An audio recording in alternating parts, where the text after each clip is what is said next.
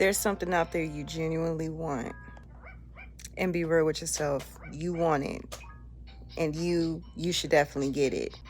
Something I did some years ago, I didn't even know that I was doing it, but I was conditioning my mind at this time. I had bought a Ford belt buckle. It was like a seat belt that I can click and wear it as a belt from a store some years ago. I didn't have a car, by the way. I did not have a car. I was about 20, 21 years old. And I would wear this periodically, over and over and over again.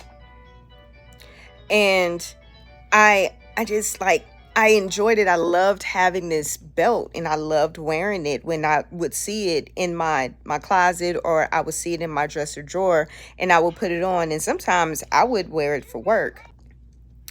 A few years later, I was graduating from UCLA. My mother and her husband had bought me a car, and guess what it was? It was a Ford. It was a Ford. Mind you, I honestly did not put the two together until recently. This was about 10 years ago, and I recently just put this together that I had a Ford belt buckle, a Ford seat belt buckle. The reason why I got it was because it was a seat belt that I literally could buckle as a belt for my pants. And 4 years after that, my mother and her husband bought me a Ford Focus car. I did not have a car before then.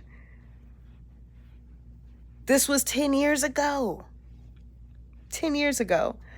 I encourage you, if there's something you really, really want, get the thing. It could be minor. It could be minor. Get a small thing that it can remind you of that thing over and over and over again.